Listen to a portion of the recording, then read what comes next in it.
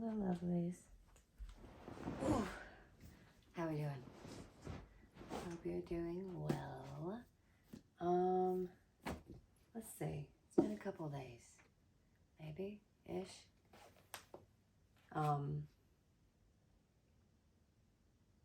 We're here now, so let's read. We had a long day. It was good. It was a great day. I hope y'all had a great day. Or if you didn't, I hope it wasn't too much to handle. If it was too much to handle, I hope you at least let yourself feel the feelings there. But today for me was a beautiful day. It's a Saturday for me. I don't know if I like resting with that bun right there. Anyway, let me take my hair down.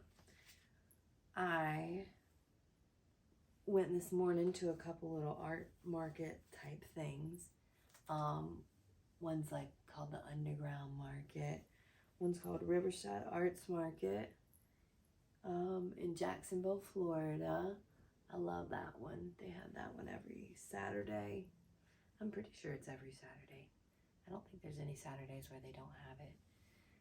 It's nice. And we also, when we were driving from one to the other, there was an estate sale. So I got to stop at an estate sale, which is fun. And yeah, just fun. And then I have work, which is why it's so late recording a video. But not mad about it. My feet are tired. My feet are very tired.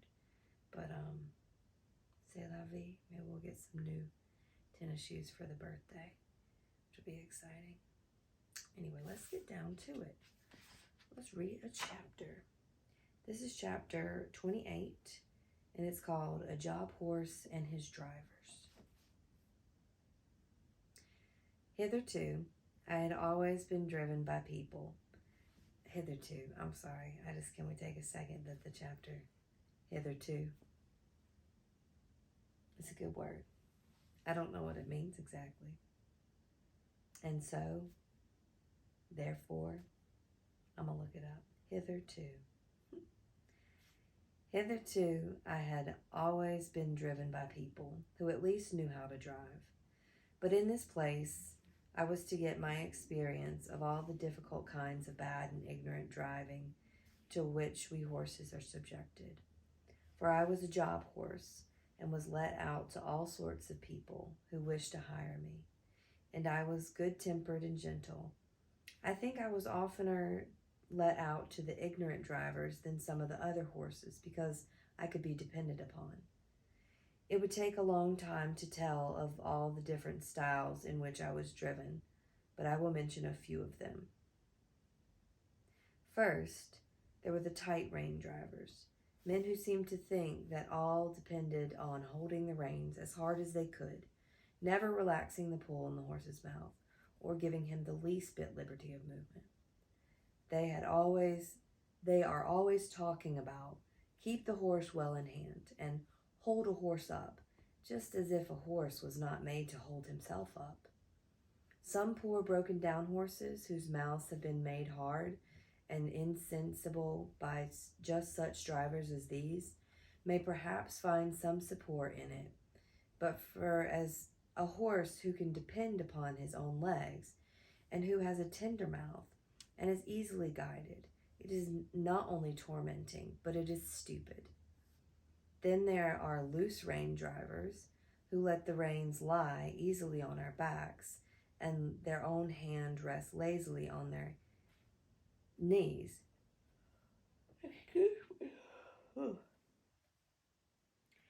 Of course, such gentlemen have no control over a horse if anything happens suddenly. If a horse shies or starts or stumbles, they are nowhere and cannot help the horse or themselves till the mischief is done. Of course, for myself, I had no objection to it, as I was not in the habit either of starting or stumbling, and had only been used to depending on my driver for guidance and encouragement. Still, one likes to feel the rein a little in going downhill, and likes to know that one's driver is not gone to sleep. Besides, a slovenly way of driving gets a horse into bad and often lazy habits. And when he changes hands, he has to be whipped out of them with more or less pain and trouble. Squire Gordon always kept us to our best paces and our best manners. He said that spoiling a horse. Oh my gosh. Sorry, y'all. I didn't think I was that tired going into this, but perhaps I am. He said that spoiling a horse and letting him get into bad habits was just as cruel as spoiling a child, and both had to suffer for it afterwards. Besides, these drivers are often careless altogether and will attend to anything else rather than their horses. I went out in the Phaeton, F sound, Phaeton, Phaeton, one day with one of them. He had a lady and 2 children behind. He flapped the reins about as we started, and of course gave me several unmeaning cuts with the whip, though I was fairly off. There had been a good deal of road mending going on, and even where the stones were not freshly laid down, there were a great many loose ones about.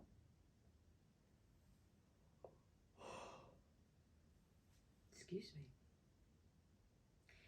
My driver was laughing and joking with the lady and the children, and talking about the country to the right and on the left, but he never thought it worth while to keep an eye on his horse, or to drive on the smoothest parts of the road. And so it easily happened that I got a stone in one of my sore feet.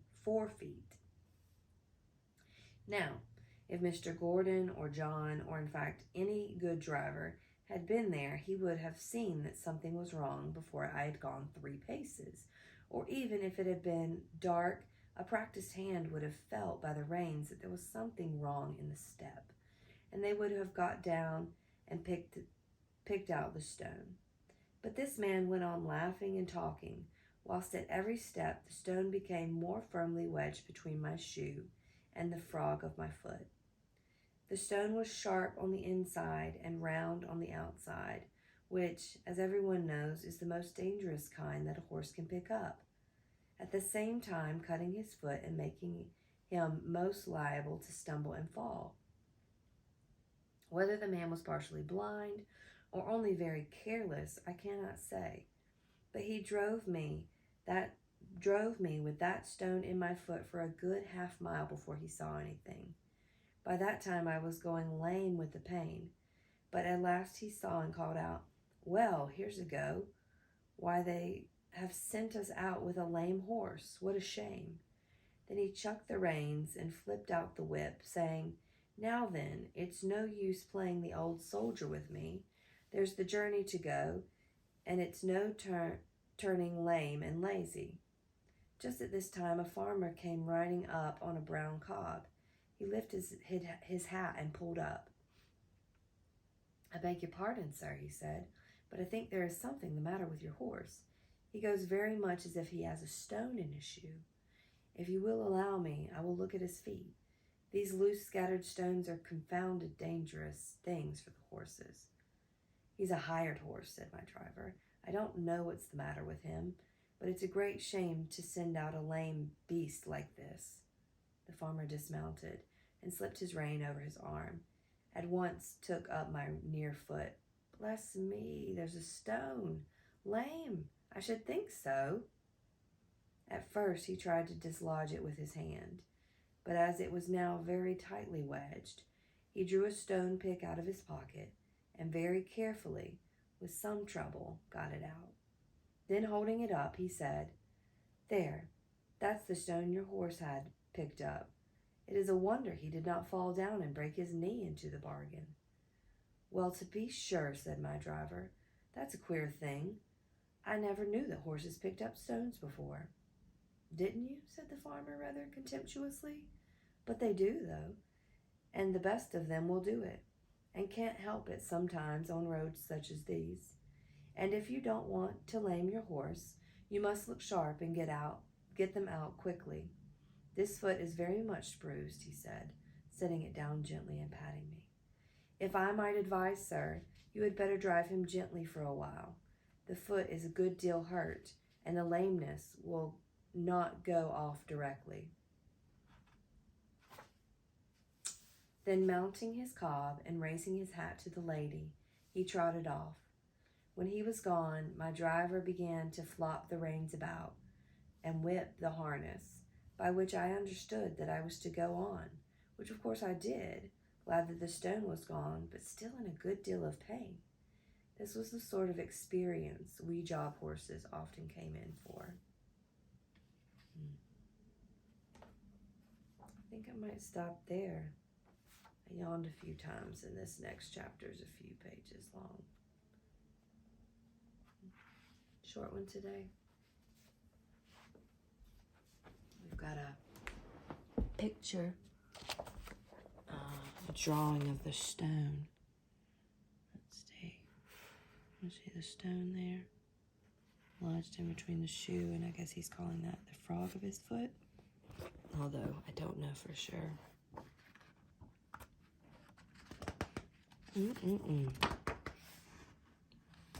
There's another picture. Oh, just a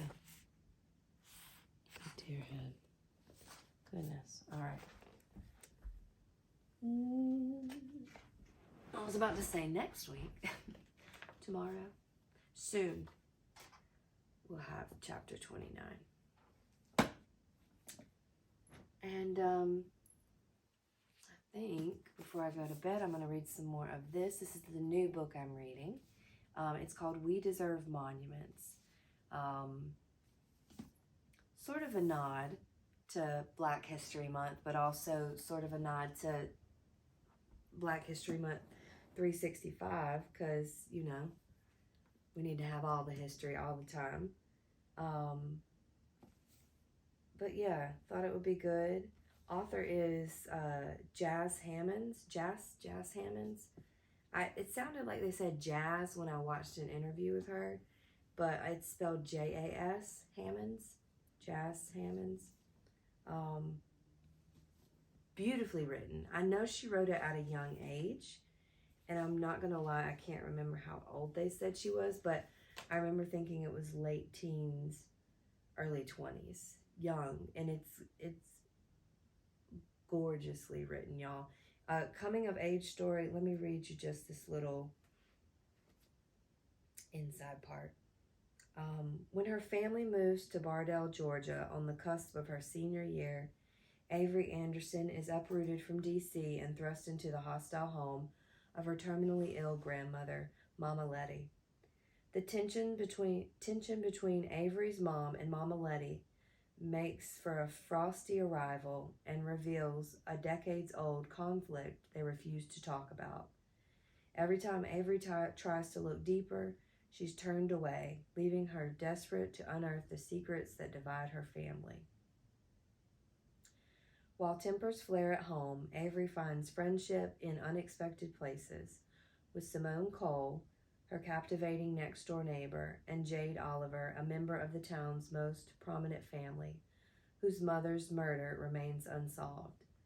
As the three girls grow closer and Avery and Simone's friendship blossoms into romance, the sharp-edged opinion of their small southern town began to hint at something insidious underneath.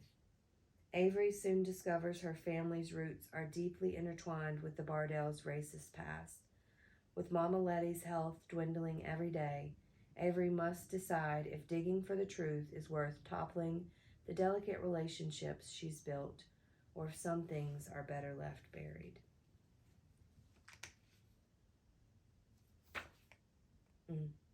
But it's good.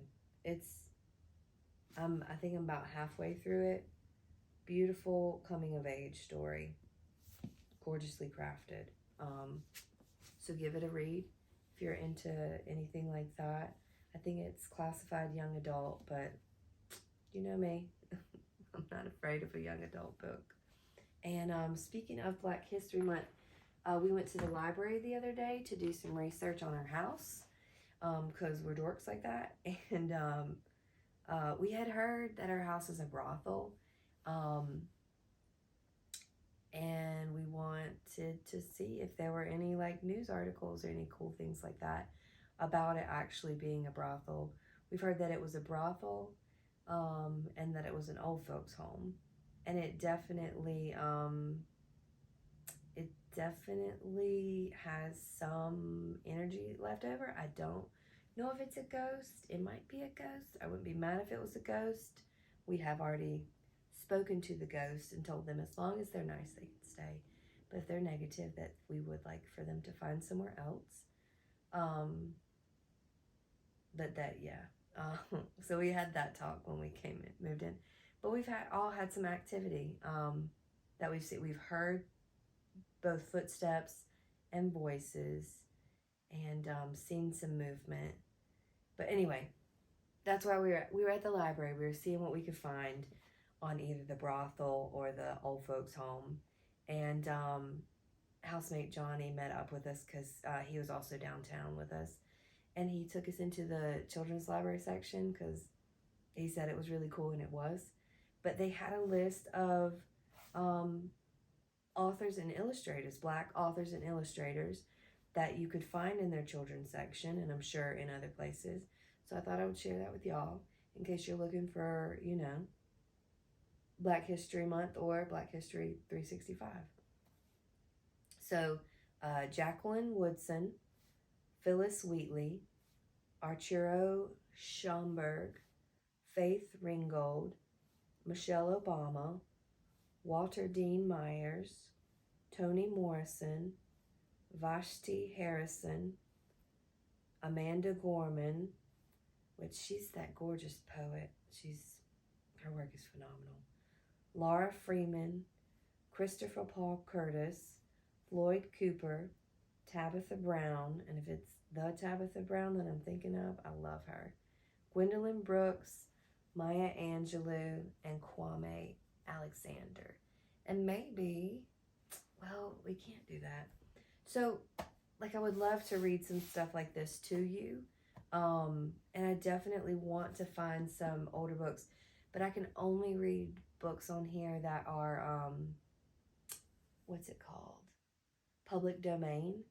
And so I think either it has to have been published 100 years ago, or the author has to have been passed away for 100 years. So all the books that we'll be reading are from that. Because I was like, oh, maybe I could get some and read it with you. But maybe I could get some and show you the books. Maybe we could do that. But I'll hold up the list. And if you want to screenshot, you could. That way you've got the spellings here. Is that all the names in focus? Not in focus. There we go. Hopefully that's enough to get a screenshot. So yeah, and would love to hear if you have a favorite Black author, author of color. Would love to hear from you, or illustrator or artist. Share and share alike. Let me know what's good. So I think that's it for tonight. I'm gonna go sleep, I guess. No, I'm gonna go read. Let me be honest. I'm gonna read at least another chapter. It's really good. It's really good. But yeah, be good or good at it. That's what my daddy would say. Be good or good at it. Be good to yourselves. Be good to each other. I love y'all. I'll see you soon.